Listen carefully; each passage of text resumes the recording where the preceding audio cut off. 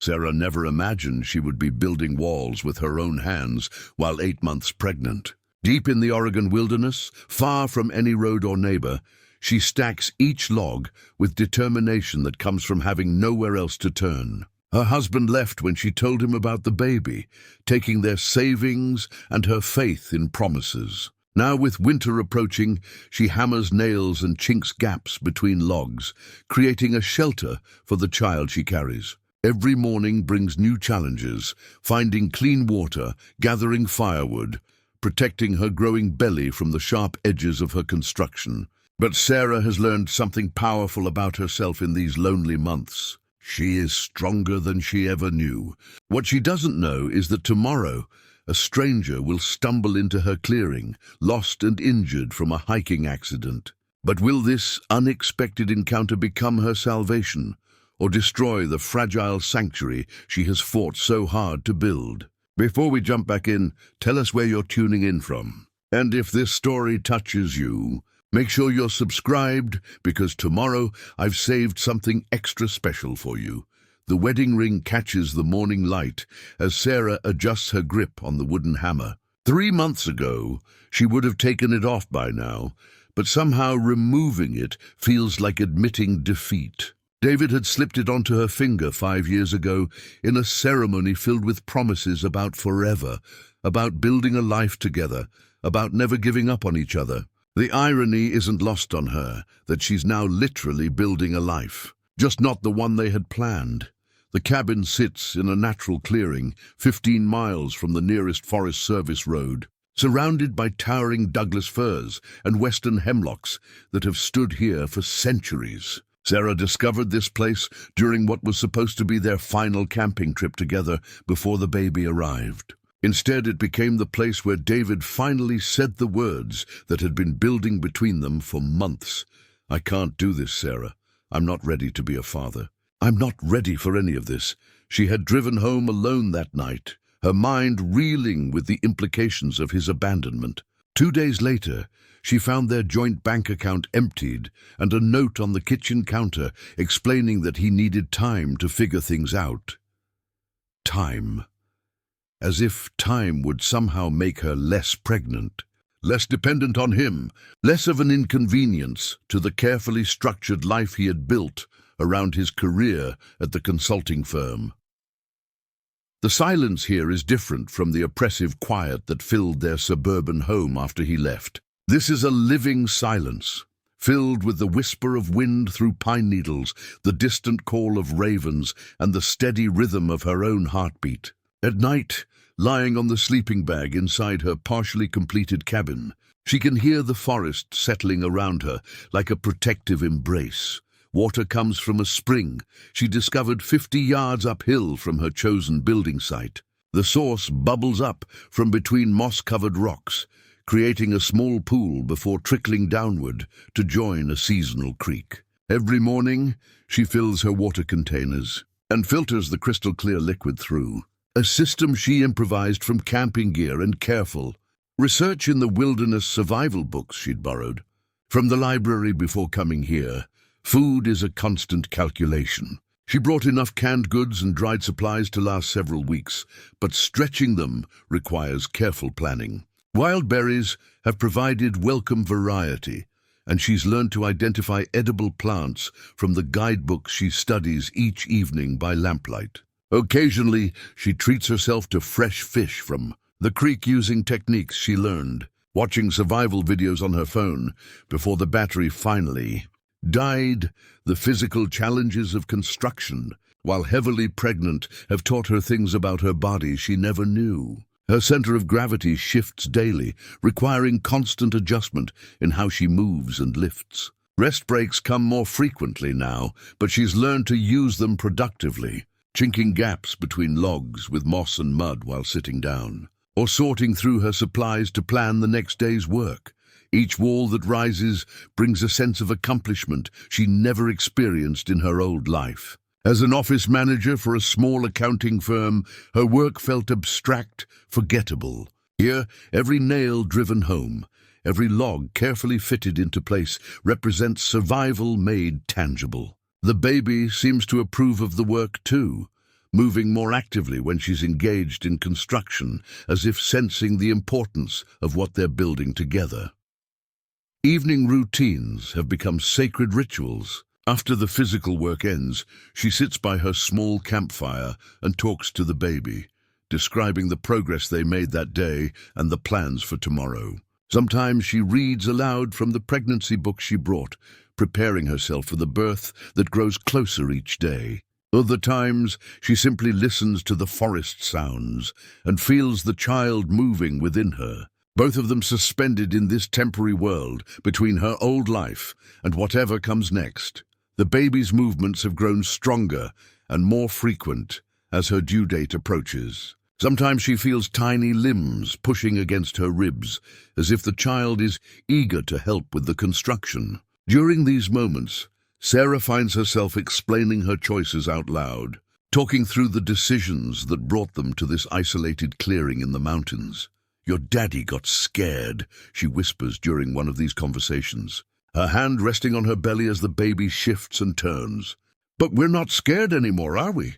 We're building something real here, something that's just ours." The wedding ring slides easily on her finger now, loosened by the weight she's lost despite her growing belly. She could take it off, drop it in the creek, or bury it under one of the foundation stones. But something makes her keep it on, a reminder not of broken promises, but of her own capacity to survive broken promises.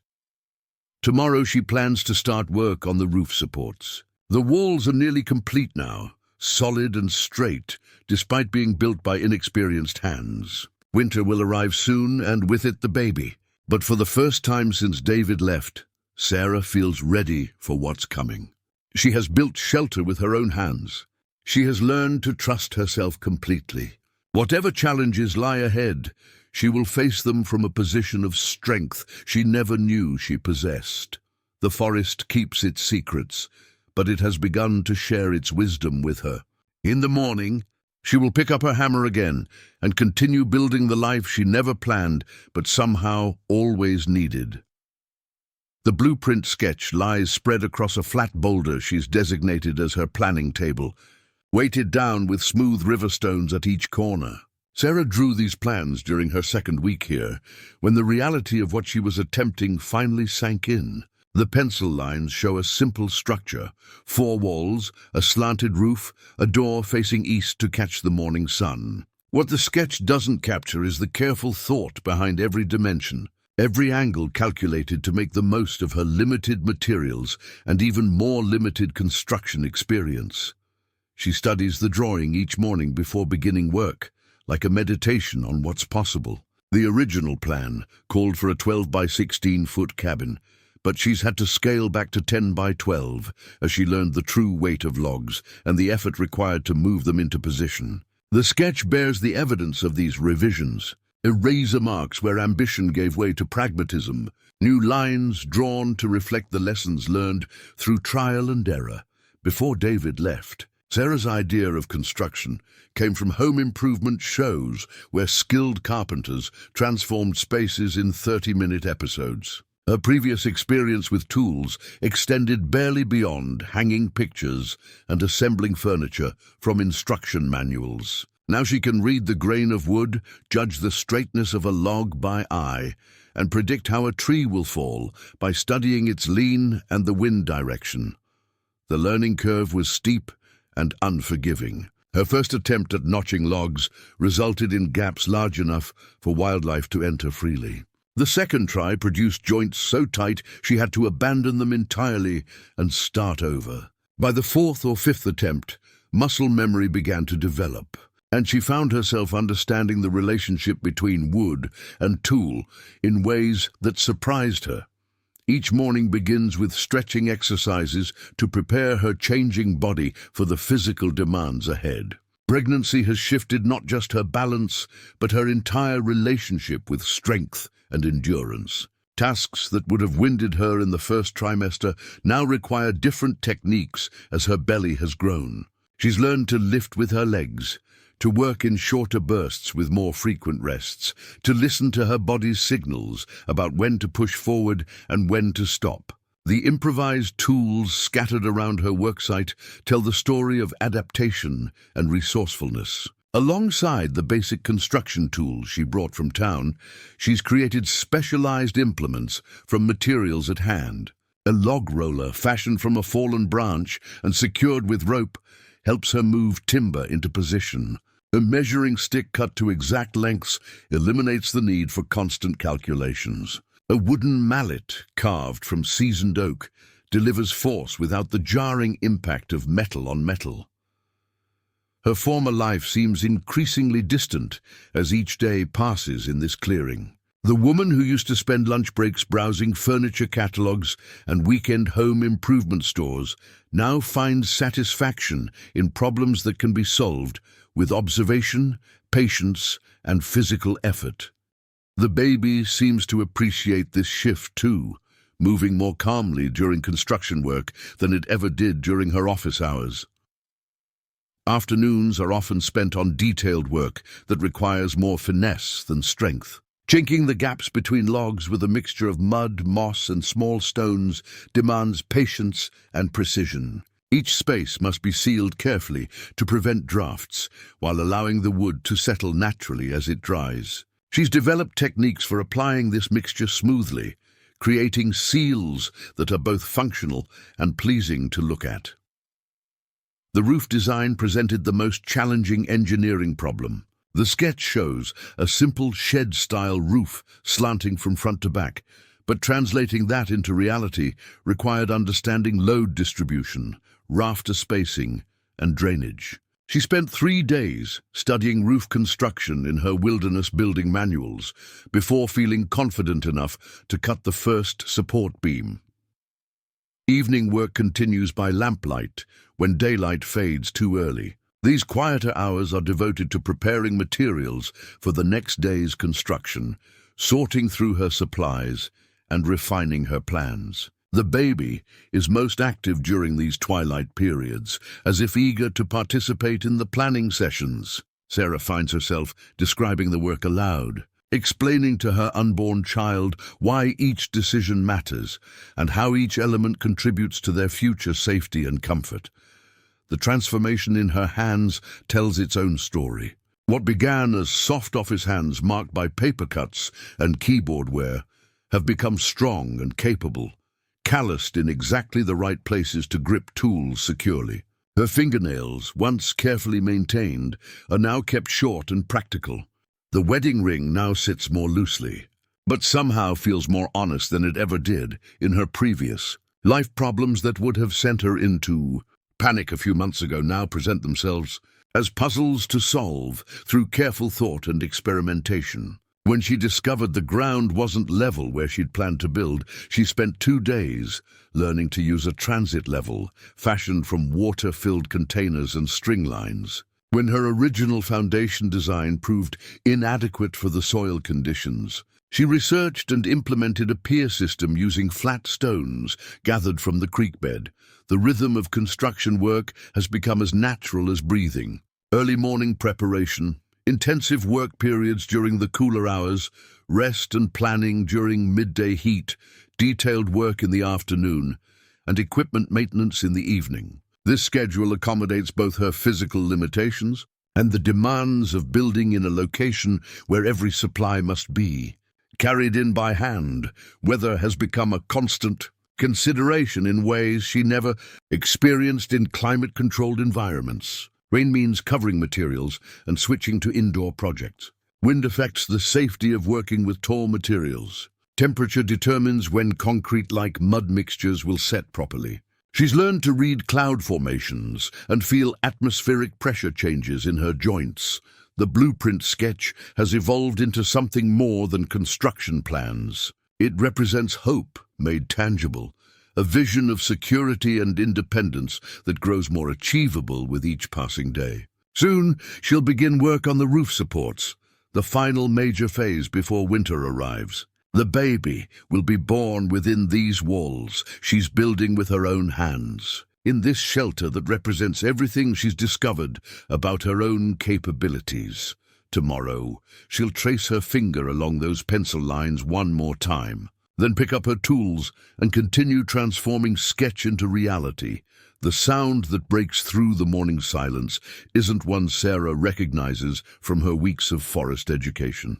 It's not the crack of a falling branch or the rustle of wildlife moving through underbrush. This sound is distinctly human, a combination of labored breathing and the irregular footsteps of someone moving with difficulty through dense vegetation. Sarah freezes in the middle of measuring roof support angles, her hand instinctively moving to protect her belly. The baby responds to her sudden tension, shifting uncomfortably as her heart rate spikes. In all her time here, she's encountered no other people. The isolation that once felt like sanctuary now feels dangerously exposed. The footsteps grow closer, accompanied by what sounds like someone pushing through branches and stumbling over fallen logs. Sarah quickly gathers her tools, her mind racing through options. The cabin walls provide some concealment, but the structure is far from complete. There's nowhere to hide that wouldn't leave her trapped if this encounter turns threatening. Hello? The voice that calls out is male, strained with exhaustion and what might be pain. Is someone there? I saw smoke from your fire. Sarah remains silent, weighing her response. The voice doesn't sound threatening.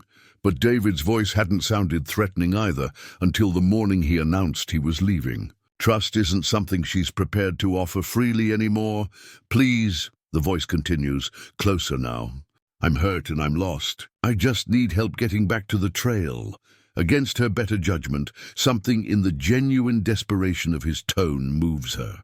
Sarah steps around the corner of her half-built cabin and sees him for the first time. The man stumbling into her clearing is roughly her age, wearing expensive hiking gear that's now torn and stained with blood and dirt. His left leg bears weight awkwardly, and a nasty gash across his forehead has dried blood crusted around the edges.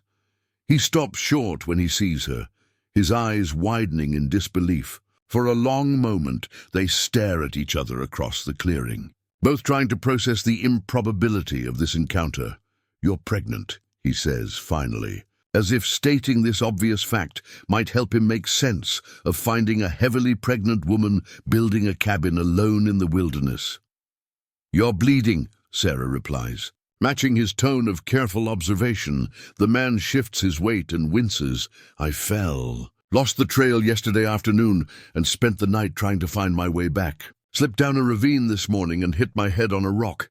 He gestures vaguely behind him. I've been wandering in circles for hours. Sarah studies his face, looking for signs of deception or threat. What she sees instead is exhaustion, confusion, and the kind of desperation that comes from being truly lost. His hiking map, she notices, is torn and muddy, clutched in one hand like a talisman that's lost its power.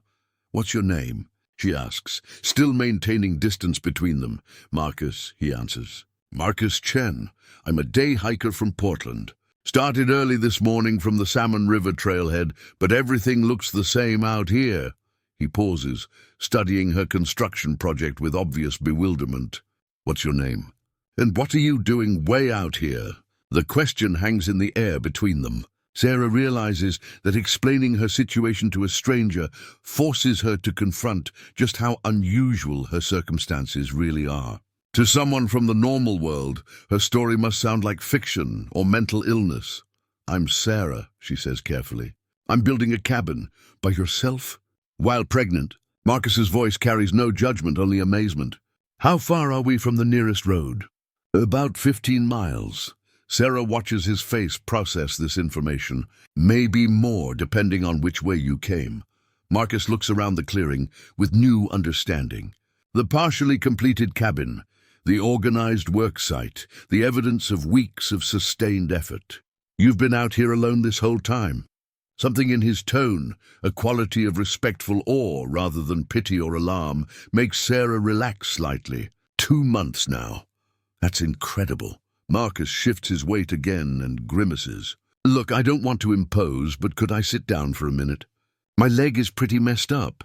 Sarah hesitates, then nods toward a log she's been using as a workbench. You can sit there, but I need to see some identification first. Marcus reaches slowly into his jacket pocket and produces a wallet, tossing it gently toward her feet. Sarah picks it up and examines his driver's license, credit cards, business cards, identifying him as a senior consultant at a Portland tech firm. Everything appears legitimate, consistent with his story of being a day hiker who got turned around. As Marcus settles onto the log with obvious relief, Sarah gets her first good look at his injuries. The head wound needs cleaning and probably stitches, though it's stopped bleeding actively. His left ankle is swollen and may be sprained or broken. These aren't life-threatening injuries, but they're serious enough to prevent him from hiking out on his own. "How did you find this place?" Sarah asks, returning his wallet but maintaining her distance. "Pure luck, I guess. I smelled wood smoke and followed it. Never expected to find someone actually living out here." Marcus looks around the clearing again. "This is amazing work. You're doing this completely alone." The genuine admiration in his voice surprises Sarah. She's grown so accustomed to her daily struggles that she's forgotten how her accomplishment might look to an outsider. "I didn't have much choice."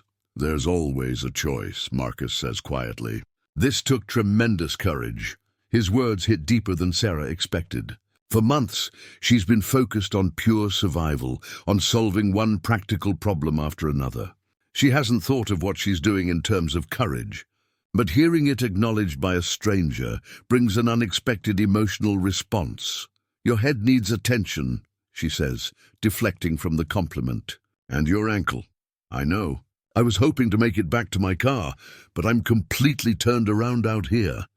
Marcus holds up his torn map. "This thing is useless now, and I left my GPS in the car because I thought it was going to be an easy day hike." Sarah considers her options. She could give him directions and send him on his way, but his injuries make solo travel dangerous. She could offer to guide him out, but leaving her construction site unguarded feels risky, and her pregnancy makes long hikes inadvisable. The third option, offering temporary shelter, feels both generous and terrifying. "How's your water supply?" she asks. "Almost gone." "Maybe enough for another hour or two." The practical side of Sarah's nature takes over. Whatever her reservations about trusting a stranger, she can't send an injured man into the wilderness without adequate supplies. "I have medical supplies and water, but I'm not running a rescue service here." "I understand. I just need to get stabilized enough to hike out safely." Sarah weighs the risks against her conscience and makes a decision that will change everything. "You can stay until your injuries heal enough for travel, but we need to establish some ground rules." Relief floods Marcus's face. "Anything you say, and thank you." "I know this is asking a lot." As Sarah goes to retrieve her first aid supplies, she wonders if she's making a terrible mistake or the first good decision since arriving in this clearing. The baby kicks hard against her ribs, as if offering an opinion on this unexpected development. The first aid kit sits in the corner of her partially completed cabin, a red nylon bag that has become more precious than jewelry in her isolated world. Sarah unpacks it methodically on her makeshift table, arranging supplies with the careful attention of someone who knows these might be the only medical resources available for miles. Marcus watches her preparations with quiet gratitude, not speaking unless she asks him direct questions. His restraint surprises her. Most men she's known would have filled the silence with explanations, justifications, or attempts to take control of the situation. Instead, he sits patiently while she works, occasionally answering her questions about how he's feeling or where it hurts. "This is going to sting," Sarah warns as she approaches with antiseptic wipes. The head wound requires careful cleaning before she can assess whether it needs stitches. "I've had worse," Marcus says, then immediately looks embarrassed by the comment. "Sorry, I don't mean to sound tough. I just meant I can handle it." Sarah begins cleaning the wound, working with the gentle efficiency she learned during her mother's final illness years ago. "What kind of work do you do that gives you worse injuries than falling down ravines?" "Nothing dramatic. I meant sports injuries. I used to rock climb before work took over my life completely." Marcus winces as she works, but doesn't pull away. Turns out office work is more dangerous to your spirit than rock climbing ever was to my body. The comment strikes Sarah as unexpectedly honest. She's accustomed to people presenting carefully curated versions of themselves, especially when first meeting. Why did you stop climbing? Time, mostly, and partnership expectations. My ex-wife thought it was too risky, especially after we started talking about having kids. Marcus pauses. Turned out the marriage was riskier than the climbing. Sarah's hands still for a moment before she resumes cleaning. When did you divorce? 6 months ago. The papers were finalized right before I took this hiking trip. Marcus looks around the clearing. I guess we both chose unusual ways to deal with major life changes. The observation hangs between them as Sarah applies antibiotic ointment to the cleaned wound. She can feel him studying her face, probably wondering about her own story, but he doesn't press for details. This restraint continues to surprise her. David had always pushed for information, for explanations, for her thoughts to be made immediately available to him. Your ankle next, Sarah says, moving away from personal territory back to practical medical care. Marcus carefully removes his hiking boot, revealing a swollen ankle that's turned several impressive shades of purple. Sarah examines it gently, testing range of motion and checking for obvious breaks. Her limited medical knowledge suggests a bad sprain rather than a fracture, but she's far from certain. Can you put any weight on it? She asks. Some, but not much. It happened when I slipped this morning. Landed wrong trying to catch myself. Sarah wraps the ankle with an elastic bandage from her kit, working with the methodical care her situation demands. Every supply here is irreplaceable, every medical intervention potentially crucial later when she gives birth. But refusing help to an injured person contradicts everything she believes about basic human decency. You'll need to stay off it for at least a few days, she concludes. Maybe longer if the swelling doesn't go down. I understand, and I appreciate this more than I can say. Marcus tests the wrapped ankle carefully. Is there anything I can do to help around here? I feel terrible just taking up space. The offer surprises Sarah. She expected him to focus on getting out as quickly as possible, not on contributing to her work. You need to rest and heal. That's the priority. But you're building this whole cabin by yourself while pregnant. There must be something I can do even with a bum ankle. Sarah considers this. She's grown protective of her project, viewing it as proof of her own capability. Accepting help feels like admitting weakness, but the practical reality is that some tasks would be much easier with assistance, and Marcus seems genuinely eager to contribute rather than just receive aid. Maybe some of the detail work, she says carefully. Nothing that requires mobility, but there's chinking that needs to be done between the logs. Marcus's face brightens with obvious relief. I'd be grateful for something useful to do. Sitting idle makes me feel like a burden. They spend the remainder of the afternoon establishing a working relationship. Sarah shows Marcus how to prepare the mud and moss mixture for chinking, demonstrating the proper consistency and application technique. He proves to be a quick learner with surprisingly good hand coordination for someone who spends his days in meetings and conference calls. As they work, conversation flows more naturally than Sarah expected. Marcus asks thoughtful questions about her construction techniques without making her feel incompetent for learning as she goes. He shares stories about his work frustrations that reveal someone who's grown tired of solving problems that don't seem to matter. I spent last month helping a company optimize their customer service response times, Marcus says, while carefully filling a gap between logs. Shaved 30 seconds off the average call duration. It was considered a major victory, but I kept thinking about how meaningless it all felt. What would feel meaningful? Sarah asks, genuinely curious. Marcus pauses in his work, considering. This, actually. Building something real with your hands. Creating shelter, solving problems that have immediate visible results. He looks around the clearing. What you're doing here makes sense in a way my job never has. The admission touches something in Sarah she thought David had destroyed completely. The ability to inspire respect in another person, to have her choices viewed as admirable rather than incomprehensible. She's forgotten what it feels like to be seen as capable rather than needy. Evening brings the question of sleeping arrangements. Sarah has been using a sleeping bag inside the partially completed cabin, but sharing that space with a stranger feels impossible. Marcus seems to understand this without being told. "I can sleep outside," he offers. "I have a sleeping bag in my pack, and the weather's supposed to be clear tonight."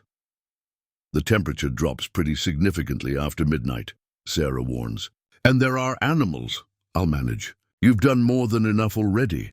Sarah wrestles with the competing demands of safety, practicality, and her own discomfort with intimacy. Finally, she retrieves a tarp from her supplies.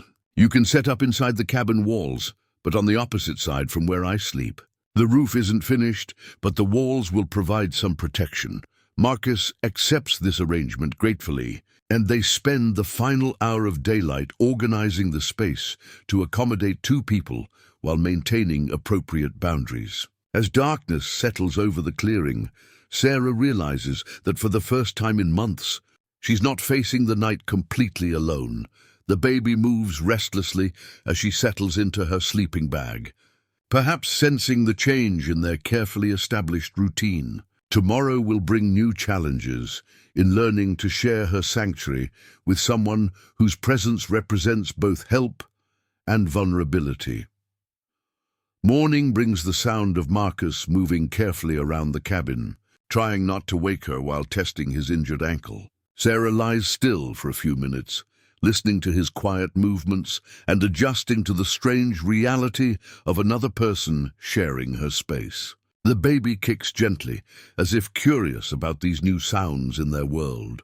When she emerges from her sleeping bag, Sarah finds Marcus has already started a small fire and set water to boil using her camp stove. His hiking gear is neatly organized in the corner, he's claimed, taking up minimal space and creating no disorder in her carefully maintained system.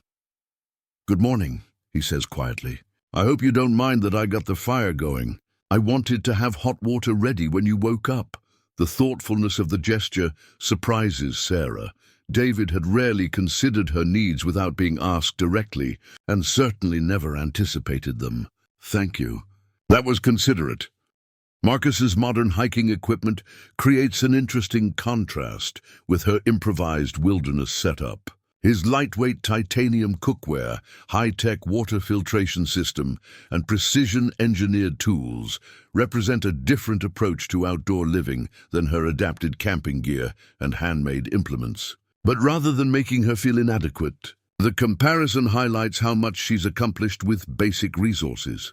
"Your ankle looks better this morning," Sarah observes, as Marcus moves around the fire with less obvious pain. "It feels better too. The compression bandage helped a lot." Marcus pours hot water into her metal cup. "I was thinking I could help with more of the construction work today, if you'll let me." Sarah considers this while sipping the hot water. Her initial instinct is to protect her project, to maintain complete control over every aspect of the building process. But watching Marcus work yesterday showed her that he has good hands and follows instructions carefully. More importantly, some of the remaining tasks would be much easier with assistance. "The roof supports need to go up next," she says finally. "That's really a two-person job, even though I was planning to do it alone." Relief crosses Marcus's face. "I'd be honored to help. Just tell me what you need." They spend the morning moving materials and organizing the workspace for the next phase of construction. Marcus proves surprisingly capable despite his corporate background, showing good spatial reasoning and willingness to follow Sarah's lead without trying to take over the project. His tools, combined with hers, create a more complete workshop than either could manage alone. The first roof support beam requires careful measurement, precise cutting, and coordinated lifting into position. Sarah marks the measurements, while Marcus holds the timber steady, their movements gradually synchronizing as they learn to work together. When they successfully raise the first beam into place, both feel the satisfaction of shared accomplishment. "That went much better than I expected," Marcus admits, as they step back to admire their work. Two people definitely makes it easier, Sarah agrees, though she's surprised by how natural the collaboration felt. I was dreading this part of the project. The rhythm of shared work develops quickly throughout the morning. Marcus's corporate project management skills translate well to construction planning, helping Sarah organize tasks in logical sequences and anticipate potential problems. Meanwhile, Sarah's hard-won construction experience guides the actual implementation, ensuring that their efforts produce solid, professional results. During their midday break, they share a simple meal of canned soup and crackers by the fire. The conversation flows more easily than yesterday, touching on their respective backgrounds without delving too deeply into painful territory. Marcus describes his frustration with corporate bureaucracy, while Sarah talks about discovering capabilities she never knew she possessed. I used to think I needed someone else to handle anything remotely technical, Sarah says. Stirring the fire with a stick, she's shaped into a perfect poker. Turns out, I just needed the motivation to figure things out for myself. Independence is intoxicating once you experience it, Marcus agrees. I felt that way when I first started climbing, realizing I could trust my own judgment, rely on my own skills. The afternoon work session focuses on installing the remaining roof supports. Marcus's presence transforms tasks that would have been extremely difficult alone into manageable challenges requiring teamwork and communication. They develop a working shorthand, anticipating each other's needs and moving in coordination that feels surprisingly natural. As they work, Sarah notices details about Marcus that speak to his character. He cleans up after himself without being asked, organizes tools for maximum efficiency, and shows genuine interest in understanding the principles behind each construction technique, rather than just following instructions. His questions demonstrate respect for her expertise rather than doubt about her competence. "You're a natural teacher," Marcus observes as Sarah explains the load distribution principles for roof construction. "Have you ever considered that as a career?" The comment surprises Sarah. Teaching had never occurred to her as a possibility, but she realizes she's enjoyed sharing her hard-won knowledge. "I never thought about it. My background is in office management. Skills transfer in unexpected ways," Marcus says. "The patience and communication ability you're showing here would work well in a classroom." Evening brings shared meal preparation, another adjustment in Sarah's carefully established routines. Marcus contributes supplies from his hiking provisions, expanding their dinner options beyond her usual simple fare. They work together preparing food with the same coordination they brought to construction, creating a meal that feels more like celebration than survival. As darkness settles around their fire, Sarah realizes the day has passed with surprising ease. Marcus's presence has enhanced rather than disrupted her work, providing practical help while respecting her authority over the project. More significantly, she's enjoyed having someone to share the small triumphs and challenges that make up her days. "Thank you for letting me help today," Marcus says as they clean up after dinner. "I felt useful for the first time in months. Thank you for the help. We accomplished more today than I usually manage in 3 days alone." The acknowledgement feels significant to both of them. Sarah because she's admitting that accepting help doesn't diminish her achievement, and Marcus because he's found meaningful work that connects directly to survival and shelter. As they prepare for their second night sharing the cabin space, the arrangement feels less awkward than before. They've established working rhythms that respect boundaries while allowing cooperation. The baby seems calmer too, moving less restlessly as Sarah settles into her sleeping bag, looking up through the open roof at stars beginning to appear in the darkening sky. Sarah allows herself to wonder what it might mean to have ongoing partnership in this wilderness project. The thought both excites and terrifies her, representing possibilities she's not sure she's ready to consider. The evening journal has become Sarah's most treasured ritual, a practice she began during her first week alone as a way to process the overwhelming changes in her life. Tonight, with Marcus settled on his side of the cabin and the fire crackling outside, she opens the leather-bound notebook that holds her most private thoughts and begins to write by lamplight. Her entries from the early weeks reveal a woman struggling with abandonment and fear, documenting daily survival challenges alongside deeper questions about identity and worth. But recent pages show a different voice emerging, one that speaks with growing confidence about capabilities discovered and obstacles overcome. Tonight's entry feels different still, as she tries to capture the complexity of sharing her sanctuary with someone else. Day 63, she writes carefully. Marcus helped with the roof supports today. Strange how natural it felt to work with someone again, after convincing myself I was better off alone. He doesn't try to take over or explain things I already know, just follows my lead and adds his strength where it's needed most. The baby shifts as she writes, responding to her relaxed posture and the steady rhythm of her hand moving across the page. These evening writing sessions have become their quiet time together. Mother and unborn child sharing the day's experiences through the meditative act of putting thoughts into words. From across the cabin comes the soft sound of Marcus organizing his gear for tomorrow's work. His movements are careful and quiet, respectful of her need for this private time. The consideration touches her more than grand gestures might have, representing attention to her needs rather than assumption about her desires. I keep waiting for him to ask more questions about why I'm here, she continues writing. Most people would want the whole story by now. But he seems content to let me share what I'm comfortable sharing, when I'm ready to share it. There's something mature about that approach, like he understands that everyone has their reasons for making dramatic changes. The fire outside pops and settles, sending brief flickers of light through the cabin walls. In a few weeks, this structure will be enclosed and weatherproofed, creating true shelter from the elements. But tonight, with starlight visible through the open roof and forest sounds surrounding them, the partial walls feel like boundaries that define rather than confine their space. Marcus's voice breaks the comfortable silence. Sarah, would you mind if I asked you something? She looks up from her journal, noting that he's waited until she paused in her writing rather than interrupting. What is you want to know? How do you plan to handle the birth out here? I mean, do you have medical support arranged, or a way to get to a hospital if needed? The question she's been avoiding thinking about directly. Sarah closes her journal and considers her response. I have books, supplies. Women gave birth without hospitals for thousands of years. But if there are complications, then I'll deal with them as they arise.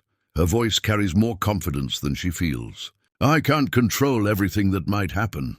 I can only prepare as well as possible and trust my body to do what it's designed to do.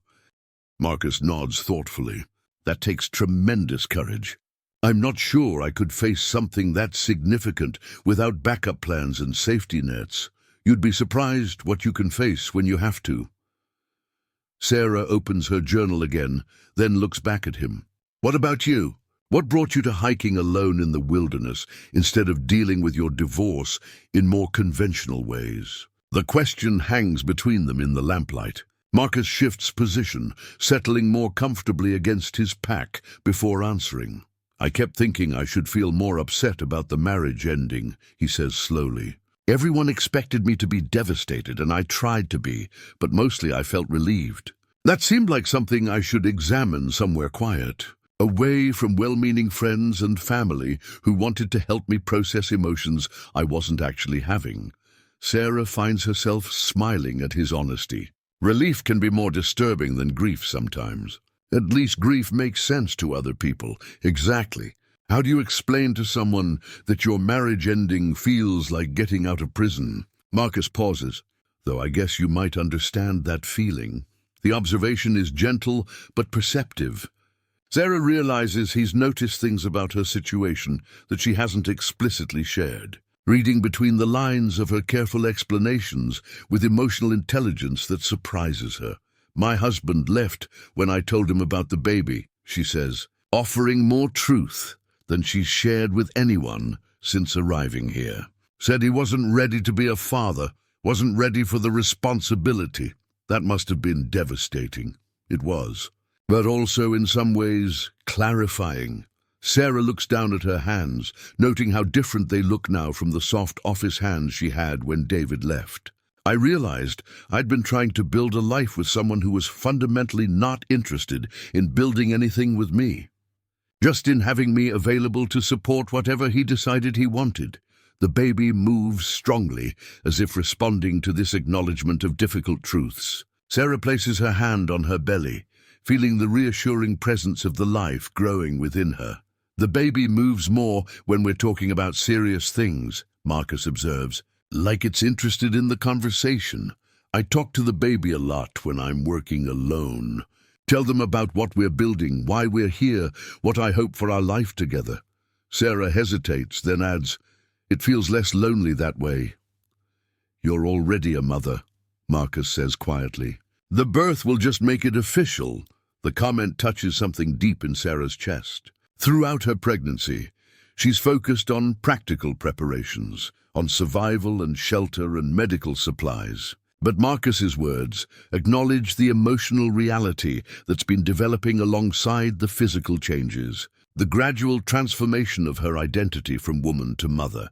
They sit in comfortable silence for several minutes, each lost in their own thoughts while remaining aware of the other's presence. The fire outside burns down to glowing coals, casting a warm, steady light that makes the partial cabin walls feel secure rather than incomplete.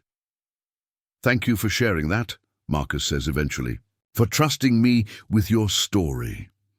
Thank you for not trying to fix it or explain why I should have handled things differently." The exchange feels significant, a deepening of trust that goes beyond shared work and practical cooperation. Sarah returns to her journal, but her writing now includes thoughts about connection and partnership that would have seemed impossible just days ago. Tomorrow they'll continue building together, but tonight feels like the beginning of something that extends beyond construction project, collaboration into the realm of genuine human understanding. The weather radio crackles to life with the morning forecast, its tinny voice cutting through the peaceful sounds of their breakfast preparations. Sarah has been monitoring weather conditions religiously since arriving, but today's report carries special urgency. A major storm system is approaching from the Pacific, promising 3 days of heavy rain and potentially the season's first snow at higher elevations.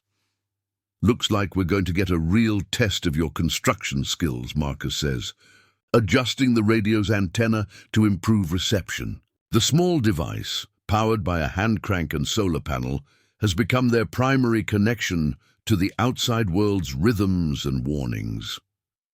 Sarah studies the partially completed roof with new anxiety. They've made excellent progress on the support structure, but the actual weatherproofing remains unfinished. 3 days of driving rain through an open roof would soak everything inside and potentially damage materials they can't replace. "We need to get at least a temporary covering in place," she decides, already running through options in her mind. "Even if it's not the final roof, we need something waterproof over the living space." The next several hours become a focused campaign against time and weather. Marcus's willingness to extend his stay beyond his original recovery plan becomes explicit as they work together with increasing urgency. Neither discusses the implications of his decision to remain through the storm, but both understand it represents a significant shift in their arrangement. They stretch tarps across the roof supports, securing them with ropes and weights in a configuration that should shed water while remaining stable in high winds. The work requires constant communication and coordination, with Sarah directing the overall strategy while Marcus provides crucial assistance with the physical demands of working overhead. "Pull that corner tighter," Sarah calls from her position on the opposite wall. "We need the water to run off toward the creek, not pool in the middle." Marcus adjusts the tarp angle, testing the tension with expert hands that reveal his rock climbing background. "How's that?" The pitch looks good from here. By midday, they've created a functional, if temporary, shelter that should protect their essential supplies and sleeping area from the worst weather. The accomplishment feels significant beyond its practical value, representing their ability to work together under pressure and make decisions that affect both their safety and comfort. The afternoon brings preparation of their food and water supplies for several days of confinement. Sarah's careful rationing calculations, designed for one person, require adjustment to accommodate Marcus's presence and the increased caloric needs of their intensive work. They organize non-perishable foods and fill every available container with water from the spring. I feel like we're preparing for a siege, Marcus observes as they stack supplies inside the now protected cabin space. In a way, we are. When you're this far from any help, every storm is potentially dangerous. Sarah arranges medical supplies in waterproof containers, her movements revealing the systematic thinking that's kept her safe during her months alone. The key is having enough of everything before you need it. Marcus watches her methodical preparations with obvious admiration. You've really thought through all the potential problems, haven't you? I've had to. There's no room for assumptions out here. Sarah secures their firewood supply under a separate tarp shelter. Every decision has consequences, and some mistakes could be fatal. The first drops of rain arrive in late afternoon, fat droplets that strike their newly installed roof covering with satisfying metallic sounds. Sarah and Marcus stand in the cabin doorway, listening to their improvised shelter handle its first real test. It's working, Marcus says with obvious relief. Water's running off exactly where we wanted it to. The sound of rain on the tarp creates an intimate atmosphere inside the cabin, making their shared space feel smaller and more connected. As daylight fades and the storm intensifies, they're forced into closer proximity than they've experienced since Marcus's arrival. Evening meal preparation takes on special significance as the storm rages outside. They work together in the limited space, preparing hot food and drinks that represent comfort and civilization in the face of nature's power. The baby seems to respond to the storm's energy, moving more actively as pressure systems shift overhead. The baby's been more active all day, Sarah mentions as they settle by their indoor fire, maybe responding to the barometric pressure changes, or getting excited about having a real roof overhead for the first time, Marcus suggests. Even temporarily, the comment highlights how thoroughly integrated he's become into their daily life. His references to the baby feel natural rather than presumptuous, acknowledging the child's presence as a central reality rather than an awkward fact to be avoided. As the storm intensifies through the evening, their conversation turns to deeper questions about the future. The temporary roof covering that protects them tonight represents only a short-term solution. Completing the cabin before winter requires decisions about materials, timeline, and whether Marcus will remain to help with the final construction phases. I've been thinking about staying longer, Marcus says, during a lull in the storm's intensity. Not just until my ankle heals, but until the cabin's finished. If you'd want the help. The offer hangs between them, laden with implications neither has fully examined. Sarah feels the familiar tension between independence and practical need, between protecting herself emotionally and accepting assistance that could make crucial difference in her survival. That would mean staying through the winter, she says carefully. The baby will be born before spring. I know. I've thought about that too. Marcus adjusts the fire, sending sparks up through the cabin's temporary chimney opening. I don't have anywhere I need to be. My job was just a way to fill time between weekends, and now I don't even have weekend plans to look forward to.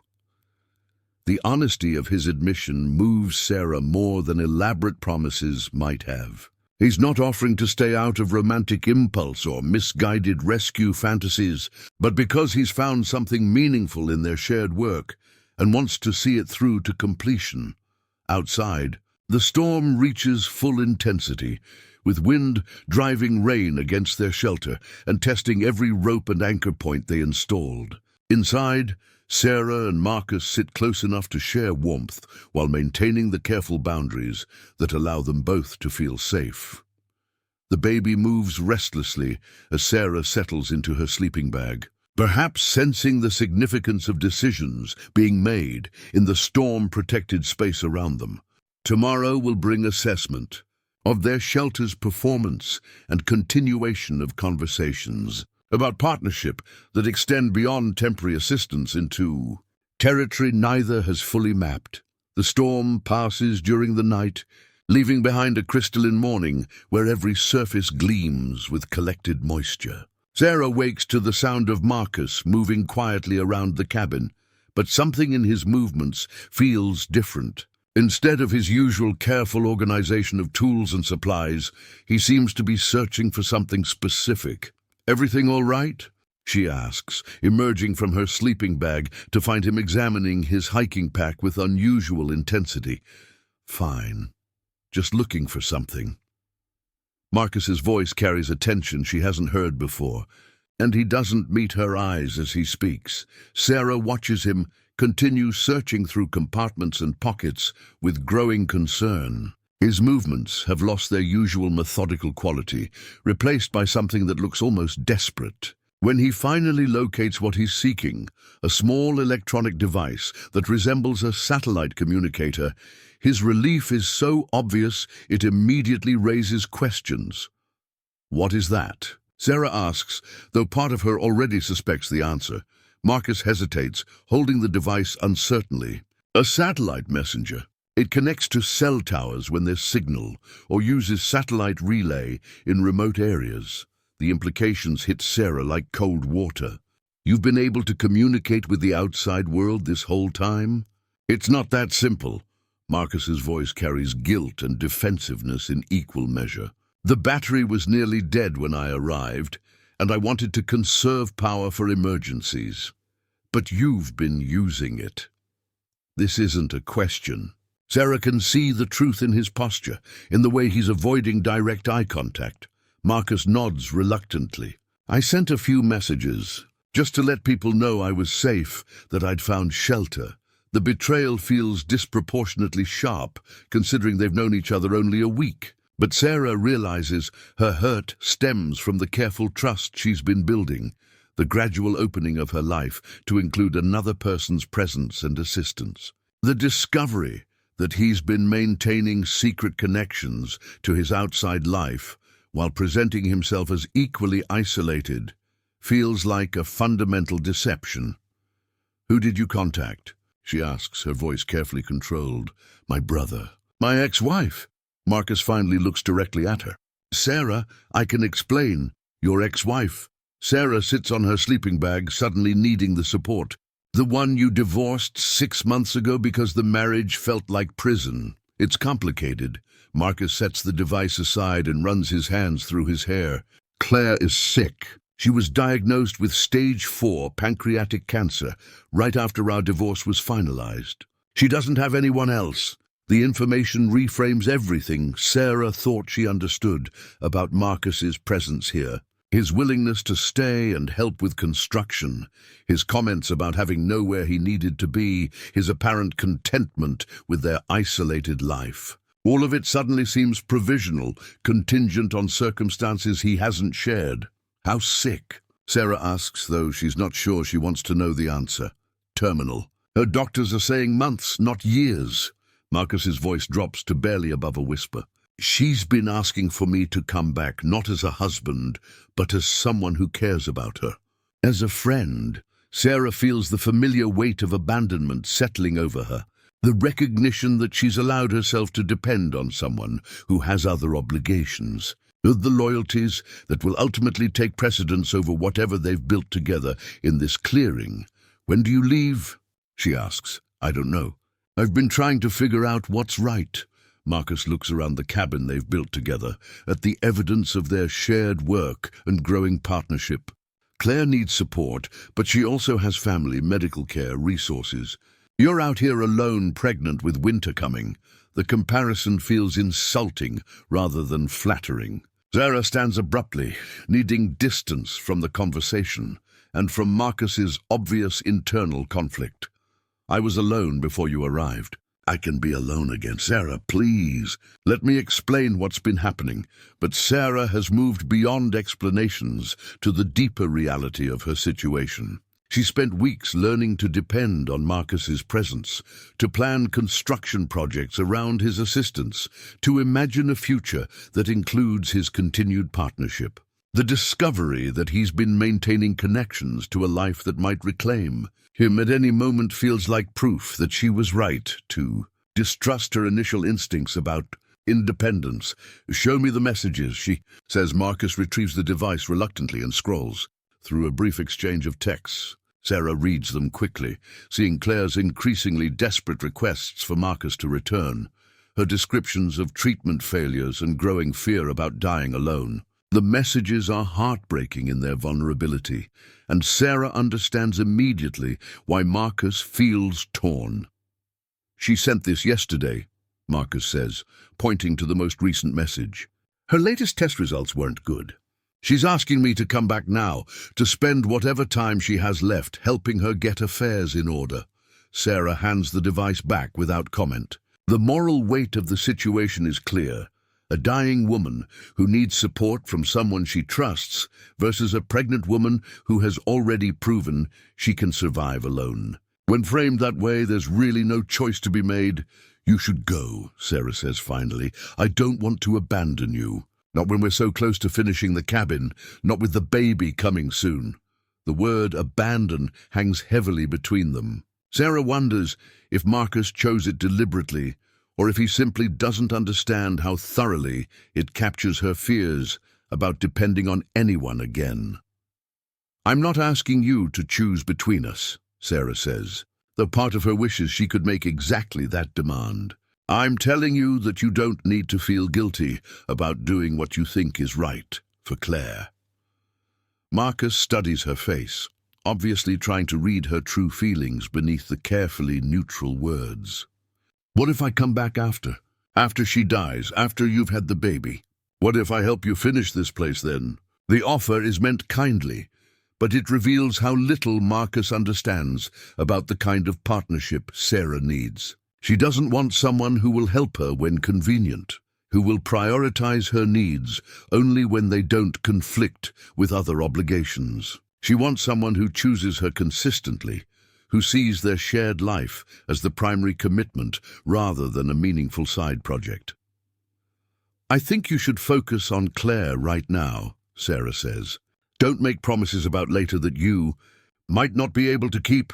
The conversation continues through the morning as they assess storm damage to their temporary shelter and organize Marcus's departure preparations. The structure they built together performed well during the storm, keeping them dry and safe. But the partnership that created it feels fundamentally altered by the discovery of his hidden communications and divided loyalties. By afternoon, Marcus has packed his gear and prepared for the hike back to civilization. His ankle has healed enough to support careful travel, and the weather has cleared enough to make the journey safe. Sarah provides him with detailed directions to the nearest Forest Service road and watches him prepare to leave the clearing that has become their shared world. Thank you, he says, as he shoulders his pack, for taking me in, for letting me help with your project, for understanding about Claire. Sarah nods but doesn't trust herself to speak. The rational part of her mind knows he's making the right choice. But the emotional reality feels like abandonment, regardless of his motives or moral obligations. As Marcus disappears into the forest, Sarah stands alone in the clearing once again, surrounded by the evidence of their brief partnership, but facing the reality that she must complete her journey into motherhood without the support she had begun to count on. The packed backpack sits in the corner where Marcus organized his gear, a stark reminder of how quickly someone can prepare to leave a life behind. Sarah stares at the empty space, feeling the cabin's dimensions shift around her. What felt comfortably shared yesterday now feels cavernously empty, echoing with the absence of another person's presence and the conversations that filled their evening hours. She forces herself into motion, checking the temporary roof repairs they completed together and assessing what work remains before winter's full arrival. The tasks feel heavier now, not just because she lacks Marcus's physical assistance, but because the collaborative energy that made difficult jobs feel manageable has disappeared along with him. The baby moves restlessly, perhaps sensing her emotional turmoil. Sarah places her hand on her belly and tries to project calm she doesn't feel. "It's just us again," she whispers, like it was always supposed to be, but the words feel hollow. For a brief week, she had experienced what partnership could look like when built on mutual respect and shared purpose. Marcus hadn't tried to take over her project or suggest she was incapable of managing alone. Instead, he had enhanced her work while acknowledging her expertise, creating collaboration that strengthened rather than diminished her sense of agency. Now that collaboration is gone, replaced by the familiar weight of complete self-reliance. Every decision falls to her alone. Every mistake will be hers to fix. Every success will be hers to celebrate in solitude. The afternoon passes in mechanical completion of necessary tasks. Sarah secures loose materials, organizes tools, and plans the work sequence for finishing the roof properly before snow arrives. Her movements lack the energy and enthusiasm that characterized her construction work when Marcus was present to share both effort and accomplishment. Evening brings the return of complete silence, broken only by natural forest sounds. Sarah sits by her fire, trying to recapture the contentment she felt during her early weeks alone. But the quiet feels oppressive rather than peaceful. She's grown accustomed to having someone to share observations with, someone to bounce ideas off, someone whose presence made even routine tasks feel more significant. The evening journal session becomes an exercise in processing disappointment and renewed determination. Sarah writes carefully, trying to untangle her emotions about Marcus's departure from her deeper fears about depending on anyone. "I knew better than to count on him staying," she writes. "I knew he had a life to return to, obligations I didn't understand. But somehow, I let myself imagine we were building something together that would continue beyond finishing the cabin. I let myself think about partnership that would include raising the baby, creating a family in this place we were making habitable together." The admission hurts to write, acknowledging hopes she had barely allowed herself to recognize consciously. But seeing the words on paper also helps her understand the source of her disappointment. She hadn't just lost construction help. She had lost a vision of shared future that felt more appealing than anything she had imagined for herself and the baby. "The problem isn't that he left," she continues. "The problem is that I started planning a life that included him without making sure he was planning the same life. I made assumptions about what our partnership meant without discussing those assumptions directly. The analysis helps her separate rational understanding from emotional reaction. Marcus had never promised to stay permanently. He had offered help with immediate construction needs and gradually extended that assistance as they worked well together. But he had never explicitly committed to staying through winter, through the birth, through the challenges of establishing a permanent homestead in the wilderness. "I need to finish this alone," Sarah writes. "Not because I'm angry at him for leaving, but because depending on someone else's presence to complete my project makes it less mine. If I can't finish the cabin and prepare for the baby without help, then maybe I'm not ready for the independence I thought I wanted." The commitment to renewed self-reliance feels both empowering and daunting. Sarah has proven she can survive alone, can learn new skills, can solve problems through persistence and creativity. But the final weeks before the baby's arrival will test all those capabilities under increasing physical limitations and time pressure. As she prepares for sleep in the now spacious cabin, Sarah makes peace with the return to solitude. Marcus's departure has reminded her that the only partnership she can truly count on is the one she's building with her unborn child. Together, they will finish what she started here. Together, they will create the life she envisioned when she first drove away from her failed marriage and empty house. 3 weeks pass in solitary determination and steady progress. Sarah completes the roof installation, working in careful stages, learning to manage increasingly heavy materials as her pregnancy advances. The birthing supplies she organized months ago remain neatly arranged in waterproof containers. A collection of towels, blankets, medical equipment, and emergency medications that represent her preparation for the most crucial challenge ahead. The weather turns colder as November deepens, bringing morning frost that crunches under her feet and reminding her that winter will arrive whether the cabin is completely finished or not. But the structure now provides genuine shelter, with walls chinked tight against drafts and a roof that sheds rain and snow effectively. What began as desperate construction has become a solid, functional home. Sarah wakes on a Tuesday morning feeling different in ways she can't immediately identify. The baby seems positioned lower than usual, creating new pressure and making movement more awkward. She dismisses the change as normal progression of late pregnancy, focusing instead on her planned work of installing the cabin's door and completing the final details that will make the space truly livable. But as the morning progresses, the difference in her body becomes more pronounced. A dull ache settles in her lower back, coming and going with irregular timing that might be nothing or might be something significant. Sarah continues working on the door installation, using the physical task to distract herself from growing awareness that today might be different from all the days that preceded it.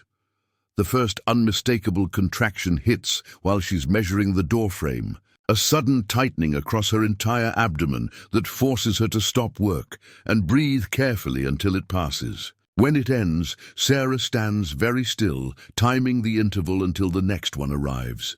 23 minutes later, another contraction grips her with intensity that leaves no doubt about what's beginning. The baby has decided that today is the day for their first meeting, and Sarah's carefully planned timeline for final preparations becomes irrelevant in the face of biology's own schedule. She moves deliberately through the cabin, gathering the birthing supplies she's rehearsed, organizing dozens of times. Clean towels, sterile scissors, cord clamps, emergency medications. Everything is exactly where she planned it would be, ready for this moment that now feels both inevitable and impossible.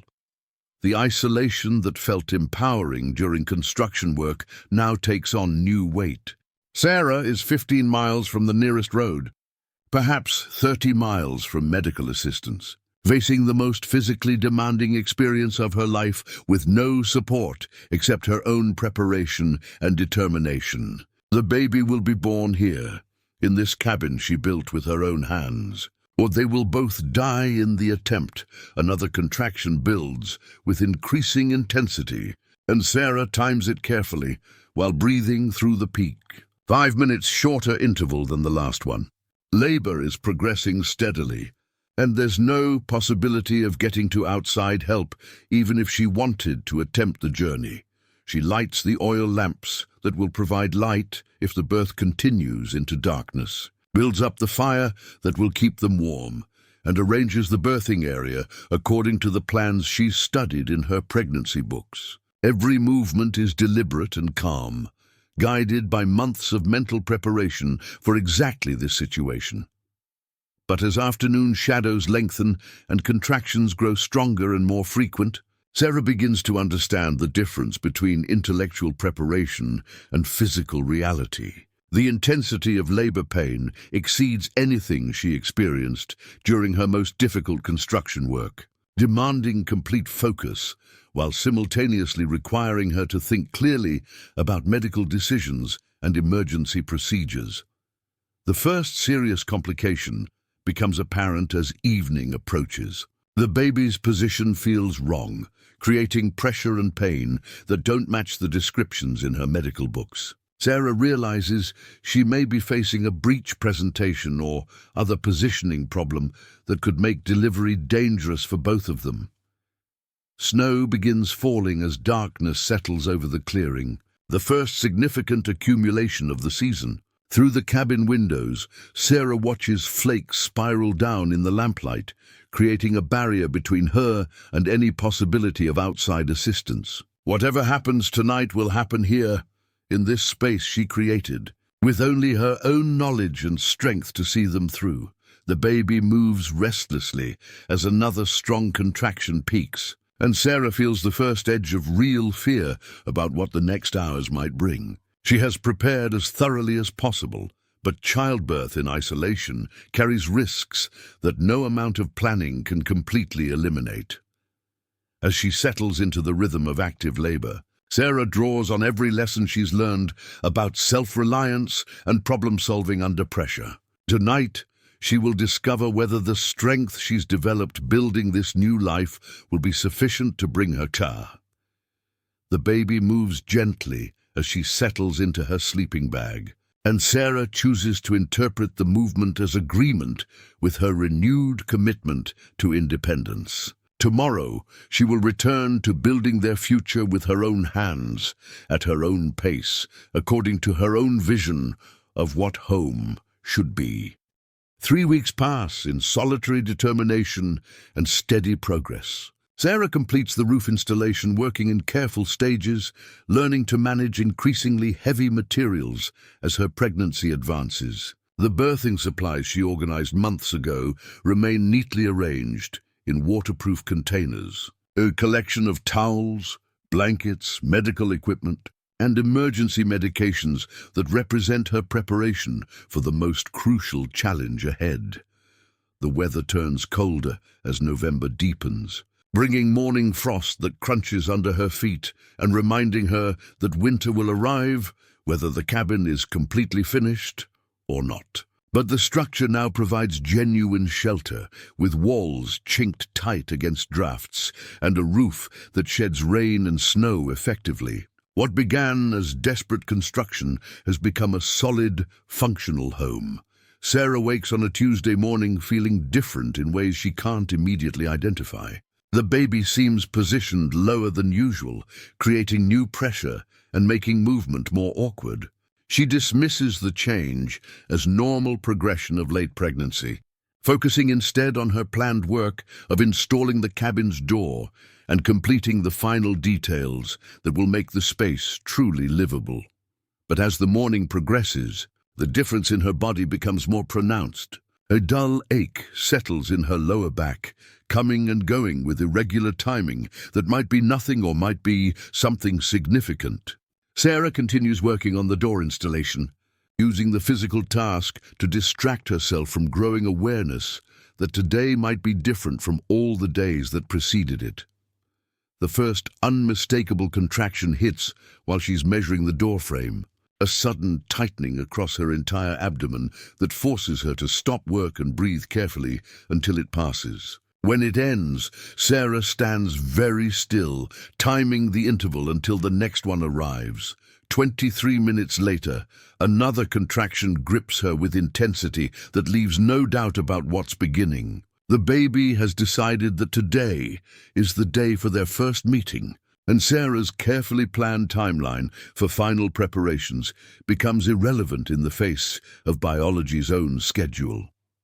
She moves deliberately through the cabin, gathering the birthing supplies she's rehearsed, organizing dozens of times. Clean towels, sterile scissors, cord clamps, emergency medications. Everything is exactly where she planned it would be, ready for this moment that now feels both inevitable and impossible. The isolation that felt empowering during construction work now takes on new weight.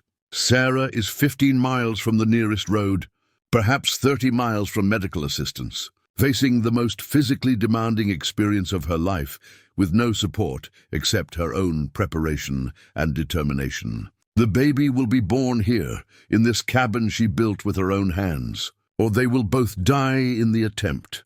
Another contraction builds with increasing intensity, and Sarah times it carefully while breathing through the peak. 5 minutes shorter interval than the last one. Labor is progressing steadily, And there's no possibility of getting to outside help, even if she wanted to attempt the journey. She lights the oil lamps that will provide light if the birth continues into darkness, builds up the fire that will keep them warm, and arranges the birthing area according to the plans she studied in her pregnancy books. Every movement is deliberate and calm, guided by months of mental preparation for exactly this situation. But as afternoon shadows lengthen and contractions grow stronger and more frequent, Sarah begins to understand the difference between intellectual preparation and physical reality. The intensity of labor pain exceeds anything she experienced during her most difficult construction work, demanding complete focus while simultaneously requiring her to think clearly about medical decisions and emergency procedures. The first serious complication becomes apparent as evening approaches. The baby's position feels wrong, creating pressure and pain that don't match the descriptions in her medical books. Sarah realizes she may be facing a breech presentation or other positioning problem that could make delivery dangerous for both of them. Snow begins falling as darkness settles over the clearing, the first significant accumulation of the season. Through the cabin windows, Sarah watches flakes spiral down in the lamplight, creating a barrier between her and any possibility of outside assistance. Whatever happens tonight will happen here, in this space she created, with only her own knowledge and strength to see them through. The baby moves restlessly as another strong contraction peaks, and Sarah feels the first edge of real fear about what the next hours might bring. She has prepared as thoroughly as possible, but childbirth in isolation carries risks that no amount of planning can completely eliminate. As she settles into the rhythm of active labor, Sarah draws on every lesson she's learned about self-reliance and problem-solving under pressure. Tonight she will discover whether the strength she's developed, building this new life, will be sufficient to bring her child safely into the world. The sound that breaks through Sarah's labored breathing isn't one she expects to hear. Footsteps crunch through the fresh snow outside, approaching the cabin with the deliberate pace of someone who knows exactly where they're going. Through the pain of another contraction, Sarah feels a surge of disbelief and hope that battles against her determination to handle this alone. "Sarah," Marcus's voice calls from outside. "I saw the lights. Are you all right?" She can't answer immediately, focused on breathing through the peak of a contraction that seems to last forever. When it finally releases its grip, she calls back with a voice strained by effort and surprise. "I'm in labor." The doors open. Marcus enters the cabin quickly, bringing cold air and snowflakes with him, but also bringing calm competence that Sarah realizes she desperately needs. He assesses the situation rapidly, taking in the organized birthing supplies, the evidence of active labor, and Sarah's obvious distress. "How long has this been going on?" he asks, removing his pack and washing his hands in the basin she's prepared. "Since this morning. But it's getting much stronger now." Sarah grips the edge of her makeshift birthing bed as another contraction builds. "I think something might be wrong with the baby's position." Marcus moves to her side, his presence immediately calming despite the intensity of her physical experience. "Tell me what you're feeling. What seems wrong?" Sarah describes the unusual pressure and pain patterns while Marcus listens carefully, his corporate crisis management skills translating surprisingly well to medical emergency assessment. He asks questions that help them both understand what's happening and what options they might have for addressing complications.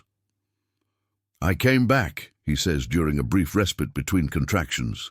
"Claire died 2 days ago, peacefully with her family around her. I was heading back to Portland when I realized I didn't want to be anywhere except here. With you, the timing feels like more than coincidence, like some larger force ensuring Sarah doesn't face this crucial moment alone. But there's no time to process the emotional implications of his return as labor intensifies and demands their complete attention. The clean towels Sarah prepared become essential tools as Marcus helps position her for the most effective delivery posture. Given the baby's presentation, his hands are steady and sure, guided by the emergency medical training he received during his rock climbing years and his natural ability to remain calm under pressure. "You're doing amazing," he tells her as another powerful contraction peaks. "Your body knows what to do. Just follow its lead." The encouragement helps Sarah focus on the physical work of birth rather than her fears about complications or isolation. Marcus's presence doesn't take away the pain or effort, but it provides the psychological support that makes the experience manageable rather than overwhelming. As midnight approaches, the contractions reach the intensity that signals transition into the final stage of labor.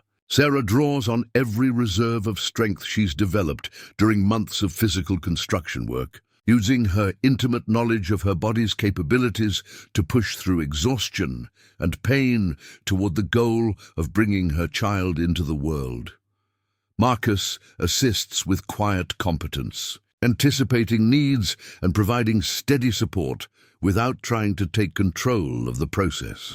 His help feels like genuine partnership rather than rescue, enhancing Sarah's own efforts rather than replacing them. The moment when the baby's head emerges brings overwhelming relief and renewed energy for the final pushes. Marcus guides the delivery with hands that have learned gentleness, supporting the baby's entry into the world with reverent care. "One more push," he encourages. "You're almost there." Sarah gathers her remaining strength and pushes with everything she has, feeling her body complete the work it was designed to do. The baby slides into Marcus's waiting hands, a perfect, slippery, incredible human being who immediately announces arrival with a strong, healthy cry. "It's a girl," Marcus says, his voice thick with emotion as he lifts the baby for Sarah to see. "She's beautiful. She's perfect." The sound of her daughter's cry fills the cabin Sarah built with her own hands, marking the successful completion of the most important construction project of her life. Not just the physical shelter, but the creation of a new family, a new life, a new beginning that incorporates both her hard-won independence and the possibility of partnership built on mutual respect and shared commitment. As Marcus carefully places the baby on Sarah's chest, skin to skin in the warmth of their handmade home, the snow continues falling outside, creating a protective barrier around the three of them as they meet each other for the first time as a family. The baby's first cry pierces the night air with pure, elemental force, a sound that seems to awaken something fundamental in both Sarah and Marcus. This tiny voice, strong and demanding, announces not just successful birth, but the arrival of a completely new person whose presence will reshape everything about their carefully constructed world. Sarah stares at her daughter in amazement, studying the perfect miniature features that are somehow both completely foreign and immediately familiar. 10 fingers, 10 toes, eyes that open briefly to reveal deep blue depths before closing again in exhaustion from the journey into the world. The baby's cry transforms into quieter sounds of adjustment and exploration as she settles against Sarah's warm skin. "She's so alert," Marcus observes, his voice filled with wonder as he watches the baby's eyes track towards Sarah's voice. Like she's already taking everything in, trying to understand where she is. The observation feels profoundly accurate. This child has been born into a world unlike anything most babies experience, surrounded by handmade walls and oil lamp light, with forest sounds as her first lullaby and snow as her first weather. She seems to sense the uniqueness of her environment, responding to stimuli with focused attention that suggests intelligence and adaptability. Marcus works quietly to complete the medical necessities of delivery, his movements sure and gentle as he clamps and cuts the umbilical cord, cleans and examines the baby for any signs of distress or abnormality. His rock climbing training included wilderness first aid that proves invaluable now, giving him knowledge of proper procedures and potential complications. "Everything looks perfect," he reports after completing his examination. "Good color, strong reflexes, clear airways. She came through the delivery beautifully. The relief Sarah feels is overwhelming. For months, she's carried fears about giving birth without medical support, worried about complications that could threaten both their lives. But her daughter's robust health and Marcus's competent assistance have transformed what could have been a dangerous situation into a profound triumph of preparation and partnership. The baby settles into nursing with instinctive skill that amazes both adults. Sarah has read about breastfeeding extensively, but experiencing the reality of this fundamental connection between mother and child feels miraculous in ways no book could convey. The baby's satisfied sounds and relaxed posture confirm that this most basic life support system is functioning perfectly. "What will you call her?" Marcus asks as he tidies the birthing area and ensures everything is clean and organized.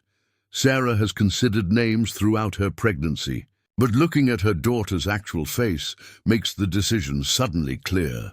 "Emma, it means whole, complete."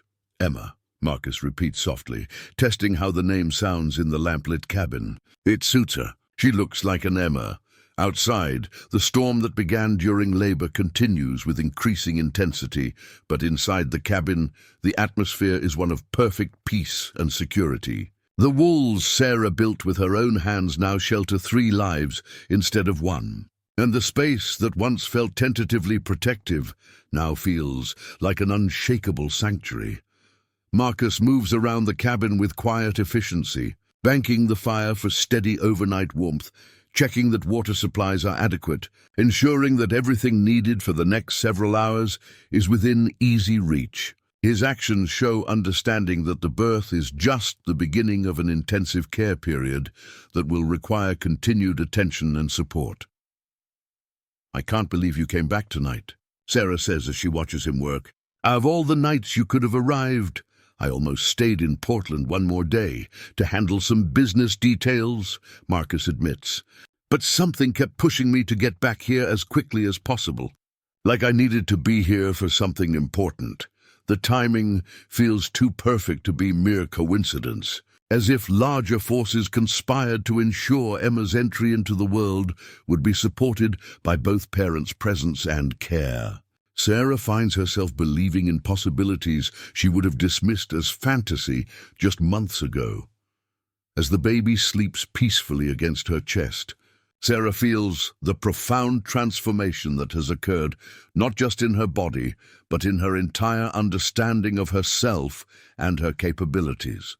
She has built shelter with her own hands. She has given birth in wilderness isolation. She has created a new life, both literally and figuratively, proving to herself that she possesses strength and resourcefulness beyond anything she previously imagined. The 3 of them rest together in the cabin's warmth while the snow falls steadily outside, creating their first night as a family in the home Sarah built for exactly this purpose. Tomorrow will bring new challenges and adjustments, but tonight belongs to the miracle of safe arrival and the beginning of the life they will build together in this place where everything became possible. The handmade cradle sits beside Sarah's bed, crafted from the same timber that forms their cabin walls. Marcus worked on it during quiet moments over their first week together, shaping and sanding the wood with careful attention to every detail. Now it holds Emma during her first days of life, rocking gently with each small movement, keeping her close while allowing Sarah to rest between feeding sessions. Emma adapts to wilderness life with remarkable ease, sleeping peacefully through forest sounds that might startle babies born in quiet suburban homes. Her strong nursing instincts and healthy weight gain prove that Sarah's careful attention to nutrition during pregnancy has given their daughter an excellent foundation for thriving in their unconventional environment. Marcus proves himself a devoted caretaker, anticipating needs before they become urgent and handling the countless small tasks that support new parent exhaustion. He keeps the fire burning steadily, ensures fresh water is always available, and takes over all the cooking and cleaning that allows Sarah to focus completely on recovery and bonding with Emma. The baby's presence transforms the cabin's atmosphere in ways Sarah never anticipated. What once felt like a construction project now feels like a true home, filled with purpose and love that makes every corner significant. Emma's tiny clothes hang drying by the fire. Her soft sounds replace the working silence Sarah grew accustomed to, and her needs create the rhythm around which their days now organize. Sarah watches Marcus interact with Emma and sees genuine tenderness that speaks to his character more clearly than any conversation ever could. He holds the baby with confident gentleness, talks to her during diaper changes as if she understands every word, and shows protective instincts that seem as natural as breathing. She trusts you completely. Sarah observes as Marcus walks Emma around the cabin during one of her fussy periods. She trusts both of us, Marcus replies. This is the only world she's ever known. We're her definition of safety. The responsibility feels both overwhelming and deeply satisfying. Together, they are creating Emma's first understanding of home, family, and security in this place Sarah built from nothing but determination and hope. The letter arrives by way of Marcus's hiking gear, discovered in a side pocket he hadn't checked since returning from Portland. Claire's handwriting covers 2 pages of hospital stationery, her final message to the man who had been her husband and remained her friend through the difficult months of her illness. She wrote this the day before she died, Marcus says, his voice quiet as he reads the familiar script. Her way of saying goodbye, but also of giving permission. Sarah listens as he reads portions aloud, Claire's words expressing gratitude for his presence during her final weeks, while explicitly releasing him from any obligation to mourn her longer than felt natural. The letter speaks of her hope that he will find love again, build the family they never managed to create together, and choose happiness over duty in the decisions that remain ahead of him. She knew about you, Marcus continues, looking up from the pages. I told her about finding someone remarkable who was building a life from nothing. She said it sounded like exactly what I needed to find. The revelation touches Sarah deeply. Even in her final days, Claire chose generosity over possessiveness, encouraging Marcus toward the connection that brought him back to this clearing rather than trying to claim his loyalty for herself. What do you want to do? Sarah asks, though she's afraid to hear his answer directly. I want to stay. I want to help you raise Emma in this place we've made together. I want to build the life I never knew I was looking for until I stumbled into your clearing. Marcus sets the letter aside and looks directly at her. If you'll have me, if you think we can make this work as partners, as parents, as whatever we decide to become. Sarah studies his face, seeing sincerity and hope that matches her own carefully guarded feelings. I think we already have been making it work. The acknowledgement feels like a beginning rather than a conclusion, opening the door to possibilities they can explore together as their unconventional family grows and develops in the wilderness sanctuary Sarah created and Marcus helped complete. The garden seeds arrive with the first mail delivery of spring, carried by a postal worker who makes the long hike to their clearing once monthly now that they've established official residence. Sarah tears open the seed packets with excitement that surprises her, spreading varieties of vegetables and herbs across their table while Emma sleeps peacefully in the cradle that has become the centerpiece of their home. Tomatoes. Peppers, beans, squash, Sarah reads from the packets, and herbs for cooking and medicine. We can be almost completely self-sufficient by the end of summer. Marcus studies the growing instructions while bouncing Emma gently against his shoulder. At 4 months old, she's become a bright, alert baby who seems to thrive on the constant activity and attention of their wilderness homestead. Her laughter echoes through the cabin during their morning routines, and she sleeps deeply through the forest sounds that provide constant background music to their days. We'll need to clear a space with good sun exposure, Marcus observes. looking out at the forest that surrounds their clearing. Maybe expand the open area toward the south, where the slope catches the most light.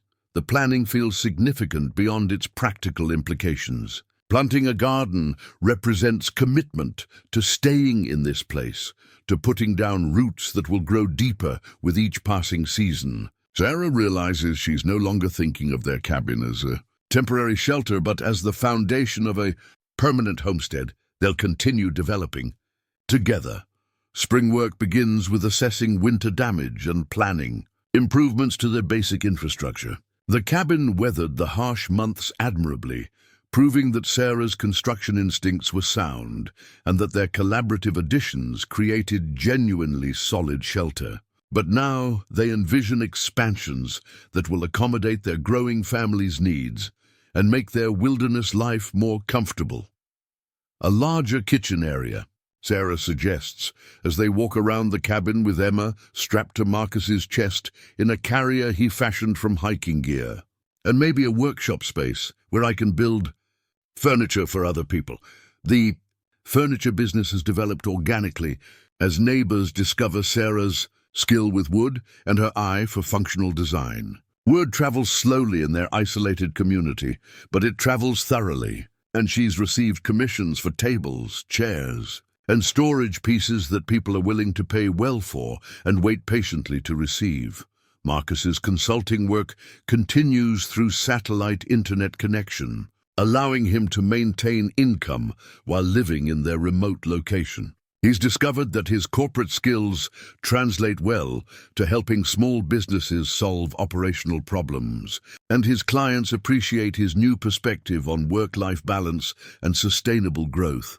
I'm thinking about offering wilderness team-building workshops, Marcus mentions as they mark boundaries for the garden plot.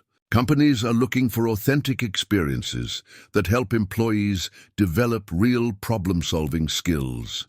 The idea appeals to Sarah's growing confidence in their unconventional lifestyle choices. They've proven that wilderness living doesn't mean abandoning professional ambitions, just redefining them around values that prioritize family, meaningful work, and environmental sustainability. Emma's development amazes them both daily. She responds to forest sounds with obvious delight, reaching towards sunlight that streams through the cabin windows and showing no fear of the natural world that serves as her playground. Her first solid foods include wild berries and fresh fish from the creek, giving her a palate educated by the land that will always be her first home. She's going to be completely fearless, Sarah observes, as Emma laughs at a squirrel chattering outside their window. This will all seem normal to her, and everything else will seem strange. The observation raises questions they're still learning to navigate about Emma's education and socialization. They've connected with a few other families in their extended area who are raising children with similar values, creating an informal network of support and shared resources. But they also recognize the importance of ensuring Emma has opportunities to experience different environments and perspectives as she grows. Evenings by the fire have evolved into family time that feels both timeless and completely contemporary. Sarah works on furniture designs, while Marcus reads business materials on his laptop, and Emma explores toys carved from local wood. Their conversations weave together practical planning, philosophical discussions, and the simple pleasure of sharing daily experiences with people who understand and appreciate the choices they've made. I never imagined family life could feel this natural, Marcus admits during one of these quiet sessions. Everything I thought I wanted before feels artificial compared to this. Sarah understands his meaning completely. The life they're building together bears no resemblance to conventional family structures, but it feels more authentic than anything either of them experienced in their previous relationships. Their partnership has grown from shared crisis through mutual respect into love that's grounded in actual compatibility rather than romantic fantasy. The approaching summer promises continued growth and development of both their homestead and their relationship. They've made tentative plans for a wedding ceremony that will reflect their values and environment. inviting the few people who matter most to celebrate with them in the clearing where their love story began. As spring settles fully over their mountain sanctuary, Sarah reflects on the journey that brought them to this point. What began as desperate flight from abandonment has become the foundation for everything she didn't know she wanted. Emma will grow up knowing that home is something you can build with your own hands, that family is something you choose through daily commitment, and that the wilderness offers sanctuary for those brave enough to make it their ally. The foundation stones for their permanent home lie arranged in precise rectangles on the hillside above their original cabin, each piece carefully selected from the creek bed and positioned according to engineering principles Marcus researched through his corporate connections. These stones represent more than construction materials. They symbolize the solid commitment they're building together, creating a structure designed to last generations rather than just seasons. The footprint is twice the size of our first cabin, Sarah observes as they walk the perimeter they've marked with string lines. Kitchen, living area, 2 bedrooms, and the workshop space I need for the furniture business. Emma toddles between them on unsteady legs, investigating everything with the fearless curiosity that has become her trademark. At 10 months old, she treats their construction site as an elaborate playground, completely comfortable with tools, materials, and the controlled chaos of building projects. Marcus consults the architectural drawings they've refined through countless evening discussions. The design incorporates everything we learned from living in the original cabin. Better insulation, more storage, proper electrical systems for my consulting work and your workshop equipment. The planning process has taken most of the summer, involving consultations with contractors who made the journey to their remote location and long discussions about balancing modern conveniences with their commitment to sustainable living. Solar panels will provide electricity, a more sophisticated water system will serve multiple taps, and a wood-burning heating system will keep them comfortable through the harshest winters. But the most important aspect of their new home design is how it accommodates their growing family's needs while preserving the intimacy and connection to nature that made their original cabin feel like sanctuary. Large windows will frame forest views, covered porches will extend their living space outdoors, and Emma's bedroom will include built-in furniture crafted from trees that grew on their own land. I want her to understand that everything here came from the forest around us, Sarah explains as she sketches furniture designs. That home isn't something you buy, but something you create from the materials and opportunities available to you. Their business partnership has evolved alongside their personal relationship, with Sarah's furniture commissions and Marcus's consulting clients providing steady income that supports their ambitious building project. They've discovered that their different skills complement each other perfectly, creating opportunities neither could access alone. The furniture workshop Sarah envisioned has grown into a small enterprise that attracts customers from throughout the region. People drive hours into the mountains to commission pieces that combine her artistic eye with Marcus's business planning and their shared commitment to sustainability. Each piece they create tells a story about transforming raw materials into beautiful, functional objects that will serve families for decades. Marcus's consulting practice has similarly evolved to focus on helping businesses develop sustainable practices and authentic leadership approaches. His corporate background, combined with his experience building a life from scratch in the wilderness, gives him credibility with executives who are questioning their own relationships with work and meaning. We're becoming the kind of family business I always thought was outdated, Marcus observes as they review their financial projections. But it turns out there's huge demand for authenticity in both consulting and furniture making. Evening discussions about their future now include topics they never imagined when they first started working together. Emma's education will combine homeschooling with hands-on learning that takes advantage of their environment and lifestyle. They're planning to have more children, spacing them to take advantage of Emma's natural teaching instincts and their growing confidence as parents. The wedding they're planning for next spring will take place in the clearing where they first met, with Emma as their flower girl and a celebration that reflects their values and community. They've chosen to write their own vows that acknowledge the unconventional path that brought them together and their commitment to continuing to build their life together through whatever challenges and opportunities arise. I want to promise to keep choosing you, Sarah says, as they discuss their vows. Not just to love you, but to actively choose our partnership every day, especially when it would be easier to make decisions alone.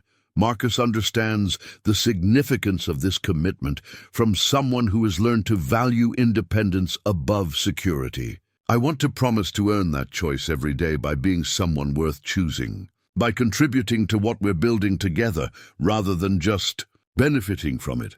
The foundation stones they've laid represent the beginning of a construction project that will take them through the winter and into the following year, but more importantly, they represent the solid ground on which they're building a partnership that has already weathered unexpected challenges and proven its strength through crisis and calm. Alike, as autumn approaches with its promise of harvest and preparation for another winter together, Sarah and Marcus work side by side, laying the groundwork for the permanent home that will shelter their growing family and serve as headquarters for the businesses they're building together. Emma plays among the foundation stones, already treating this construction site as naturally as she did their original cabin building project. She will grow up understanding that homes are created through vision, effort, and cooperation, that families are built through daily choices to support and love each other, and that the most important things in life come from commitment rather than convenience. The family portrait sits on the mantel of their completed home, a professional photograph that captures three figures standing in front of the house Sarah built with her own hands and Marcus helped expand into their permanent sanctuary. The image shows Emma at 18 months, confident and bright-eyed, standing between parents whose faces reflect the deep contentment that comes from building a life that matches their values completely. 1 year after Emma's birth, Sarah finds herself reflecting on the incredible journey that brought them to this moment. The desperate woman who arrived in this clearing carrying only determination and fear has been transformed into someone she barely recognizes. Strong, capable, confident in ways that have nothing to do with other people's approval and everything to do with proven competence and authentic partnership. The original cabin still stands, converted now into Sarah's workshop, where she creates the furniture pieces that have made their family financially independent. The space holds memories of struggle and triumph, of learning to trust herself and eventually learning to trust someone else. Emma loves playing in the workshop, surrounded by the tools and materials that represent her mother's journey towards self-reliance. Marcus works in his home office, conducting video conferences with clients who value his unique perspective on authentic leadership and sustainable business practices. His transformation from burned-out corporate executive to wilderness entrepreneur serves as inspiration for the executives he counsels, proof that radical life changes can lead to greater professional success rather than career sacrifice. The homestead they've created together serves multiple families now, as they've welcomed neighbors who share their values and want to raise children in an environment that prioritizes connection to nature and community over conventional markers of success. The clearing has become the center of an informal village where children grow up understanding that adults can choose lives of meaning and purpose. Today marks a special anniversary. Exactly 2 years ago, Marcus stumbled into Sarah's clearing, lost and injured, never imagining he was about to discover the love and partnership that would reshape his entire understanding of what life could offer. To celebrate, they're recreating that first meeting with a twist that speaks to how completely their circumstances have changed. "Do you remember what you were thinking when you first saw me?" Sarah asks as they walk to the spot where Marcus first emerged from the forest. "I thought I was hallucinating," Marcus admits. A pregnant woman building a cabin alone in the wilderness seemed too improbable to be real. "I kept expecting to wake up from a concussion dream." Emma toddles ahead of them, investigating everything with the fearless curiosity that has become her trademark. The forest that once seemed like potential danger to Sarah now feels like extension of their backyard. A playground where their daughter learns lessons about resilience, observation, and respect for the natural world. "I was terrified of you at first," Sarah remembers. "Another person meant potential threat, potential abandonment, potential disruption of the life I was trying to build alone. Instead, I found someone who was building exactly the life I didn't know I needed," Marcus says, taking her hand as they reach the exact spot where their paths first crossed. The clearing has been transformed by 2 years of loving attention and careful development. Gardens provide fresh vegetables through 3 seasons. The workshop produces income that supports their chosen lifestyle. And their home offers comfort and beauty that rivals anything available in conventional suburban environments. But the most significant transformation is in Sarah herself. The woman who once defined strength as the ability to need no one has learned that true strength includes the wisdom to choose partnership with someone who enhances rather than diminishes her capabilities. Trust, she's discovered, isn't naive vulnerability, but careful assessment that leads to intentional connection. "I need to tell you something," Marcus says as they settle on the log where they first negotiated the terms of his temporary stay. "I've been planning this moment for months." He produces a ring that reflects their unconventional love story, crafted by a local artisan from gold and stones found on their own land. The design incorporates elements that represent both their individual journeys and their shared commitment to building a life that honors both independence and partnership. "Sarah, you taught me that love isn't about rescuing or being rescued. It's about 2 complete people choosing to build something together that's stronger than what either could create alone. Will you marry me, officially and completely, in the place where we first found each other?" The proposal comes in the clearing, where Sarah learned she was stronger than she ever imagined, where Marcus discovered that corporate success couldn't compare to meaningful work and authentic love, where they both learned that sometimes losing everything is the only way to find what you truly need. As Sarah accepts his proposal with tears of joy and absolute certainty, Emma claps her hands in delight, understanding that something wonderful is happening, even if she can't yet comprehend the full significance of the moment.